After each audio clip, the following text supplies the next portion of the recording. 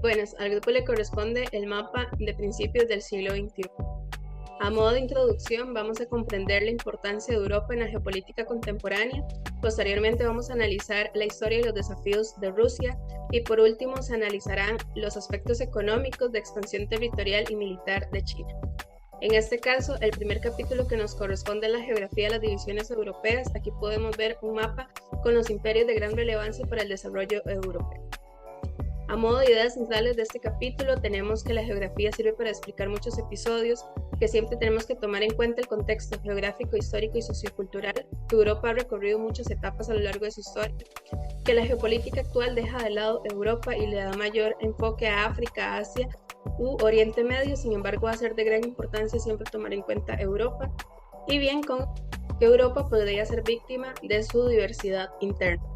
Ahora sí, conceptos. ¿Qué conceptos vamos a ver en este capítulo? Geopolítica, que este es un campo de estudio más amplio e integral que examina la relación entre el poder político y el espacio. La excrescencia occidental, que tiene que ver con el continente asiático y la importancia y relevancia de su relación con Europa. La ecozona, que es una región biográfica a mayor escala de la superficie de la Tierra, y esto se va a utilizar en el capítulo para poder referirse a la importancia de las características geográficas que ha tenido Europa y le ha permitido su desarrollo. Los regímenes autocráticos, que son sistemas de gobierno que concentran el poder en una sola figura y se han dado mucho en el caso europeo. Y Europa, que es un concepto alemán que hace referencia a Europa central, tiene connotaciones políticas, geográficas y culturales, y es un concepto más que todo político, también muy utilizado. Ahora bien, este último concepto al que me referí tiene que ver con teoría, o más bien se desprende de una teoría. En este caso tenemos la teoría de Kender, que es lo que nos habla desde el desierto de Sahara y cómo está marcado la frontera real del sur de Europa al separar lo que es África ecuatorial de África septentrional, y cómo las hordas asiáticas determinan el destino europeo. Ahora bien, la de Marshall, esta teoría lo que habla es del predominio de la ecúmene de Oriente Próximo y cómo Europa llevará de manera natural a examinar geográficamente a Rusia, China y el gran continente medio. Por último, tenemos la teoría de Speckmann, que lo que nos habla es de una Europa unificada capaz de desafiar a Estados Unidos. Ahora bien, bueno, aquí tenemos un mapa que precisamente nos permite comprender un poco lo de que nos hacía referencia a las teorías que anteriormente mencioné. En este caso podemos ver lo que es el Imperio Habsburgo y los otomanos en el siglo XVII y XVIII y cómo se han ido trazando, bueno, cómo se trazaron sus líneas y los territorios que ocupaban. Ahora bien, el capítulo nos hace como una línea de tiempo con grandes acontecimientos que nos permiten comprender los conceptos y las teorías anteriormente mencionadas. Entonces, en lo que es la Edad Antigua, vamos a tener la geografía, que hay abundantes ríos y vías navegables protegidas y que permitieron el comercio, así como que va a haber un predominio en el Mediterráneo. En lo que es la historia, vamos a tener la expansión romana y que permitió más bien la estabilidad a diversas tribus. Y la sociedad, que vamos a tener una sociedad europea que floreció inicialmente a lo largo del Mediterráneo. Ahora bien, en lo que es la Edad Media, vamos a tener la geografía, que igualmente el Mediterráneo va a ser predominante, pero ahora más bien va a estar dividido en dos, en lo que es el franco y el bizantino, o sea, dos partes de gran importancia, y que pudimos notar en el primer mapa que se presentó. Igualmente tenemos que Portugal y España se convirtieron en las primeras en beneficiarse en el comercio atlántico. A nivel de historia lo que tenemos es la Reforma Protestante, la Ilustración, grandes imperios en el Mediterráneo y cómo la caída del Imperio Romano conllevó, digamos, a una reorganización de la sociedad. Y a nivel social vamos a tener dinámicas de poder, migración, así como crecimiento o descenso de la población. Y por último ya tenemos lo que es contemporáneo. A nivel geográfico, lo que nos vamos a poder preguntar es si existe realmente la Unión Europea. Esto porque hoy en día podemos ver como las problemáticas que ha tenido y ante esto preguntarnos a futuro que sí. Tenemos además que Europa está moviéndose hacia el este, aceptando la adhesión de antiguos estados comunistas a la Unión Europea. A nivel de historia tenemos la configuración de la Unión Europea, la instauración de una única moneda, y en la sociedad lo que tenemos es que los intelectuales buscaron que se le diera sentido a la palabra Europa. También tenemos la población nacional y la mano de obra europea, cómo se ha estancado y cómo se ha venido abajo esto ante las problemáticas económicas que presentan. Y lo más relevante es que tenemos un descenso muy importante de la población que llevaría a que en unos años veamos una pirámide poblacional invertida. Bueno, y ahora vamos con la parte 2 de esta presentación, que sería Rusia, el corazón continental independiente. Para iniciar con esta parte, igualmente se mostrarán unos conceptos y unas teorías. Como conceptos serían geopolítica, expansión territorial, desafíos demográficos, eurasianismo y por último desafíos ideológicos. Y con teorías, la primera teoría sería: Rusia ha sido influida por la geopolítica y la expansión territorial desde la Rus de Kiev.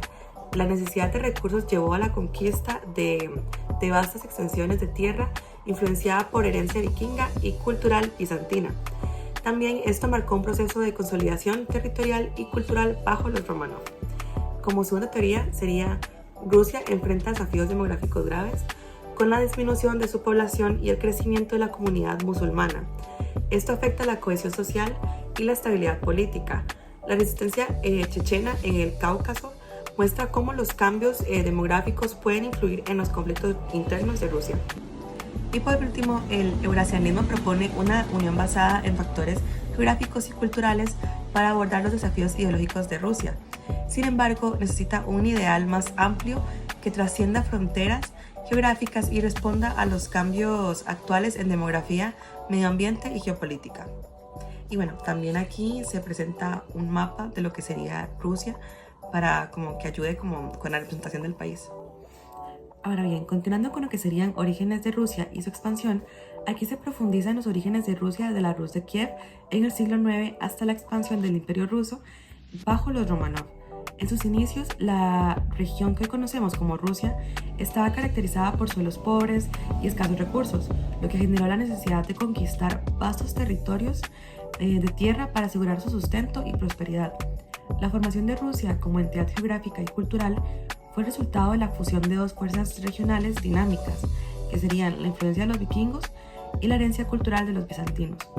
La Rus de Kiev enfrentó constantes incursiones y conflictos con los nómadas esteparios hasta que fue sometida por los mongoles en el siglo XIII. Tras este evento catastrófico, la historia de Rusia tomó un giro hacia el norte, destacando el ascenso de ciudades como Moscú, que emergió como un centro neurálgico gracias a su estratégica ubicación para el comercio en la cuenca del Volga. Y bueno, ahora continuando con lo que serían cosacos y geografía, se destaca la importancia de los cosacos en la historia rusa y su fusión con las tropas de Iván en la frontera mongol. Los cosacos, inicialmente conformados por rusos, lituanos y polacos, migraron hacia la vasta estepa ucraniana en busca de oportunidades y libertades. Su gradual integración con las tropas irregulares de las huestes de Iván se debió a su valentía, habilidades militares y bajo costo. También los asentamientos cosacos florecieron en los fértiles valles de los ríos Don y Dnieper, convirtiéndose en una fuerza vital en la defensa y expansión del territorio ruso. También la geografía de las estepas rusas y ucranianas, con su vasta llanura y ausencia de barreras naturales, contribuyó a los frecuentes conflictos y cambios en la historia de la región, marcando el destino de los cosacos y su influencia en la formación del Imperio Ruso. Rusia en guerra y desafíos actuales.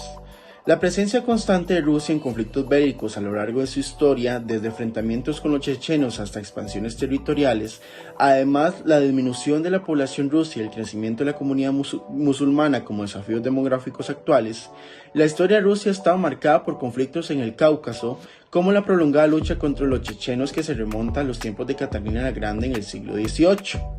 La resistencia de los chechenos se atribuye a la difícil subsistencia en un terreno montañoso y a la necesidad de proteger sus recursos, lo que ha generado un conflicto prolongado y desafiante para la estabilidad interna de Rusia.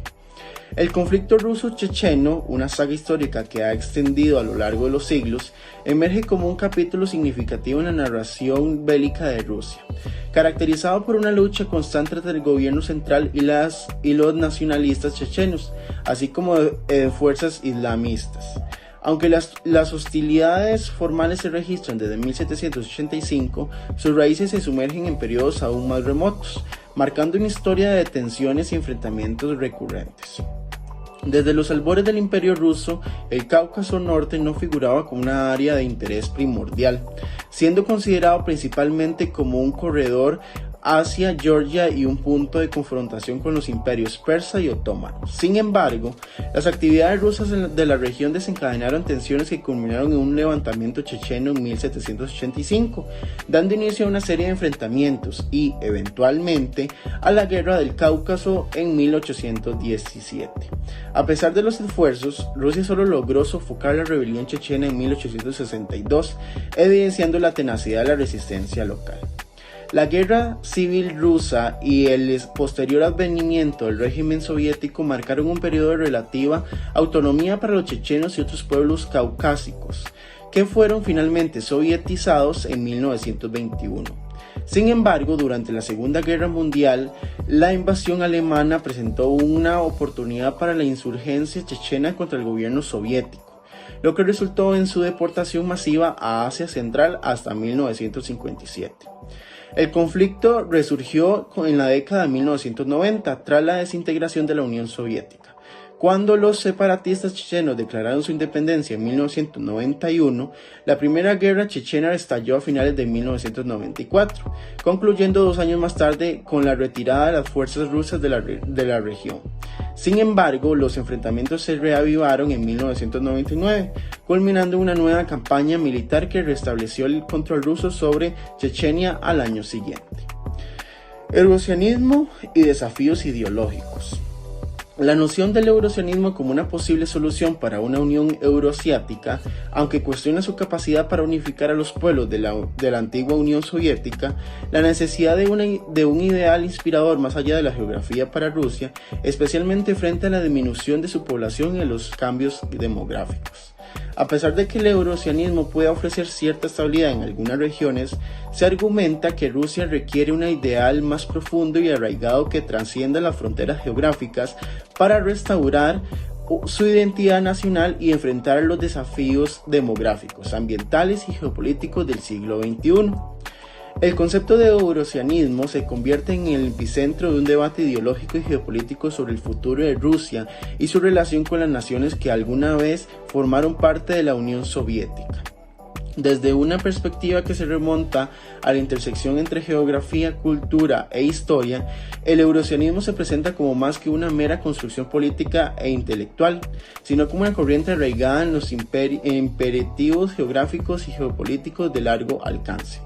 El espacio geográfico moldea la cultura y la historia de los pueblos de manera determinante, hasta el punto de influir de manera ineludible en su desarrollo.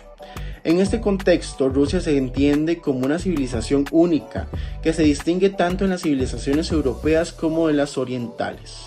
Esta distinción se fundamenta en una serie de valores y características intrínsecas al pueblo ruso, como el desinterés individual, la ayuda recíproca, el ascetismo, la voluntad y la tenacidad, el colectivismo, la virtud guerrera y una rígida jerarquía social y política. Estos valores derivan de una profunda apreciación por la tradición, la grandeza del pasado y una precaución ante los riesgos del progreso. Por acá tenemos un mapa conceptual que resume de forma creativa, ¿verdad? Todo ese segundo capítulo, que el capítulo en sí se llama Rusia, el corazón continental independiente. Vemos que tenemos unos conceptos que es el que guía a la lectura y el entendimiento de este capítulo, que tenemos geopolítica y expansión territorial, desafíos demográficos, eurasianismo y desafíos ideológicos, ¿verdad?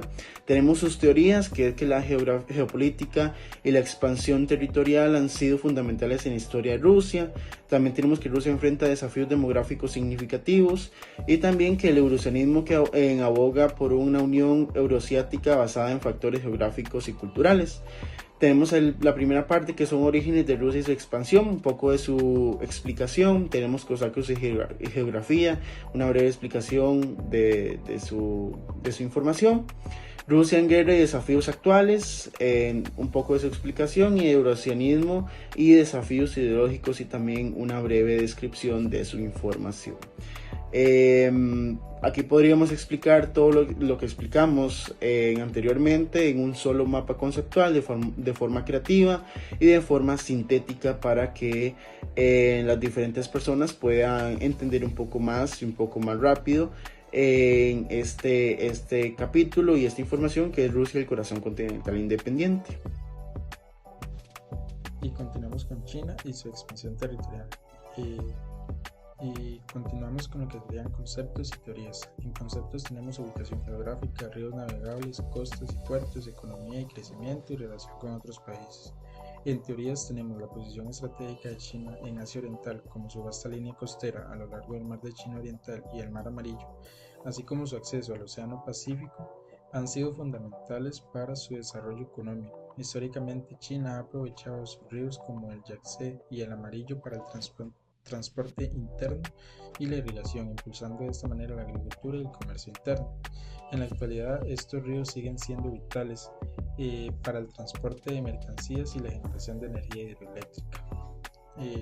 Por otra parte, los puertos marítimos de China, como Shanghái y Shenzhen, están entre los más activos del mundo y sirven como centros neurálgicos para el comercio internacional. La iniciativa de la Franja y la Ruta, lanzada en 2013, busca expandir aún más las rutas comerciales, terrestres y marítimas, fortaleciendo de esta manera la infraestructura y las conexiones económicas con más de 60 países. Estos elementos geográficos no solo han impulsado el crecimiento económico de China, sino que también han facilitado su integración en la economía mundial. La capacidad de China para influir en las cadenas de suministros globales y la participación en acuerdos comerciales multilaterales han reforzado su papel como una potencia económica emergente. Además, su creciente presencia en organizaciones internacionales refleja su compromiso con la cooperación global y el multilateralismo.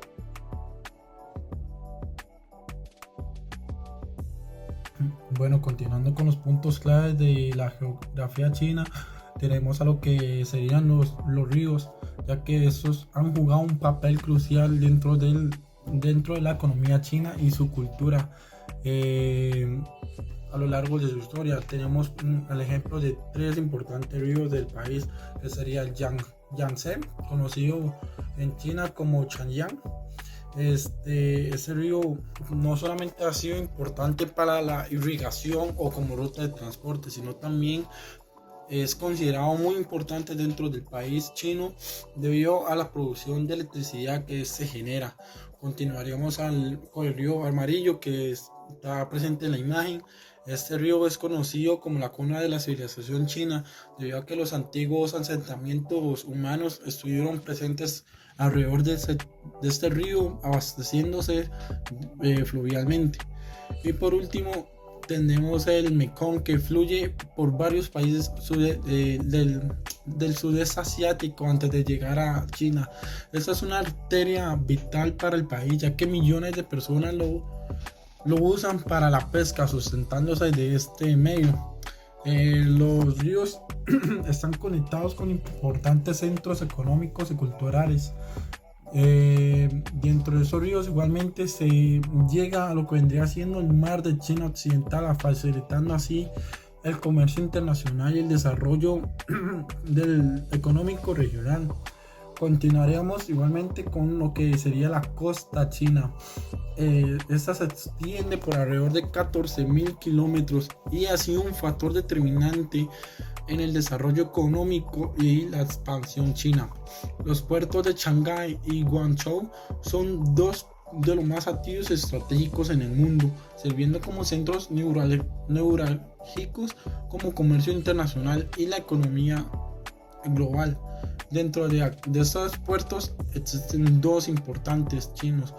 Shanghái, ubicado en la desembocadura del río Yangtze, es el puerto más grande del mundo en volumen de carga, y el Guangzhou, situado en el delta del río Perla. Es otro puerto vital que ha contribuido significativamente en el desarrollo económico chino.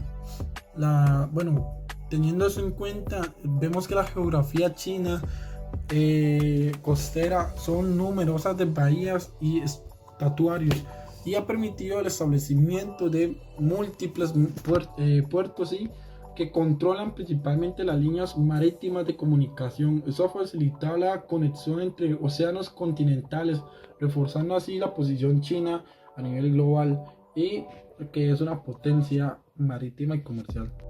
¿Cómo China alcanzó esta gran extensión territorial? China es considerada como la mayor nación continental de Euroasia, con litoral en ambos trópicos y situada en la zona templada, ocupando de esta manera una de las posiciones más ventajosas en el mundo. Mediante esto, China podría llegar a liderar finalmente el mundo. ¿Cómo llegó China a ser un estado vasto? En el siglo VIII, bajo los emperadores Tang, la destreza militar prosperó, y junto con la literatura y las artes. En resumen, China llegó a ser un vasto continente en virtud de sus avances y retrocesos, de sus interacciones con el interior. ¿Y cómo llegó a ser China un territorio bien consolidado? China consolidó de buena manera sus fronteras continentales. Mediante esto se orientó más hacia el exterior. Sin embargo, esto es totalmente diferente a Estados Unidos, ya que esta no busca difundir ideologías y formas de gobierno, busca expandir su economía. Posterior a esto, se presenta un mapa donde se muestran todos los estados que componen China. Y continuamos con lo que sería el poder militar de China. China actualmente no supone una amenaza existencial, por ende la posibilidad de una guerra con Estados Unidos es extremadamente remota. Sin embargo, la amenaza militar aún existe, ya que este ha tenido un desarrollo rápido y significativo en los últimos años de sus tropas y armamento. Posterior a esto se muestra un mapa conceptual donde se ejemplifican, o de manera más resumida se dan todos los conceptos que se han explicado anteriormente. Se empezaría con conceptos y teoría, la extensión territorial y por último un territorio bien consolidado. Aquí se habla básicamente, como ya mencioné anteriormente, todos los puntos que se tocaron anteriormente. Y en conclusión, Europa es una gran importancia en la geopolítica global. Su geografía y su historia han modelado y seguirán influyendo en un papel importante en el mundo. La unidad europea es un desafío persistente debido a sus diversidades internas, su posición, estrategia y recursos naturales que le otorgan un papel crucial en el ámbito internacional. Por otra parte, Rusia ha enfrentado conflictos bélicos y expansiones territoriales y se ha planteado el eurasianismo como una posible solución para una unión euroasiática. La historia de Rusia es un relato de desafíos, adaptación y búsqueda de identidad en una región diversa. Por otra parte, la ubicación geográfica de China es un atractivo estratégico que ha contribuido significativamente al ascenso como potencia económica global, aprovechando su acceso al mar, sus recursos naturales, su capacidad de manufactura y su gran mercado interno. Con esto concluiríamos.